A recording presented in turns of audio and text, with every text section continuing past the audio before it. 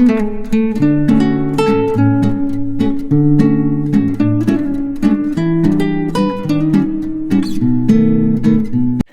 Viewers, మీ భుక్తాయాసానికి స్వాగతం. ఈరోజు నేను చేసి చూపించబోతున్నది కొయ్య రొట్టె. దీనికి ముందుగా ఒక 200 గ్రాముల మినప్పప్పుని మిక్సీలో బరకగా ఆడుకోవాలి. అలాగే ఏ కొలతతో మినప్పప్పు తీసుకున్నామో అదే కొలతతో బియ్యం తీసుకుని, బియ్యం కొత్త బియ్యం అయితే బాగుంటుంది, దాన్ని కూడా కొంచెం మొరెల్లాగా పట్టుకుని రెండు కలిపి కొంచెం శుభ్రంగా కడిగేసుకుని ఆ పైన దాంట్లో మునిగేటట్టుగా నీళ్లు పోసుకుని ఒక 4 గంటల పాటు వేడి నీళ్ళు పోసుకుంటే బాగుంటుంది. చన్నీళ్ళైనా కూడా ఇంకో గంట ఎక్కువ నానబెట్టుకుంటే బాగుంటుంది.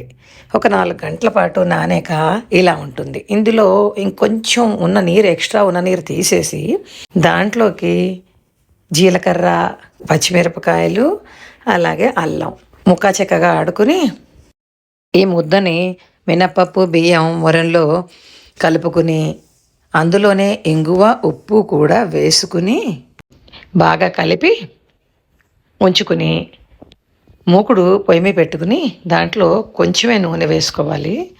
ఆ నూనె మీదన ఇప్పుడు ఈ రెడీ చేసి పెట్టుకున్న ముద్దని వేసి ఆ ముద్దని కొంచెం అద్ది చేతితో ఆ పైన మూత పెట్టుకుని మొత్తం అంతా పైనంతా కాలే వరకు, రంగు మారే వరకు సిమ్లో పెట్టి కాల్చుకోవాలి. రంగు మారిపోయాక దీనికి ఒక 20 నిమిషాలు పడుతుందండి. మొత్తం రంగు మారిపోయాక దాన్ని తిరగేసుకుని కాల్చుకుంటే కరకరకరలాడుతూ తినడానికి రెడీ అవుతుందండి ఈ కొయ్య రొట్టె.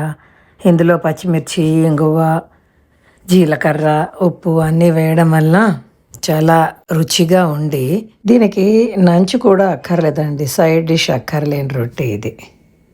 రుబ్బే పని లేకుండా తక్కువ సరుకులతో రుచిగా చేసుకోగలిగే రొట్టె అండి ఈ కొయ్య రొట్టె.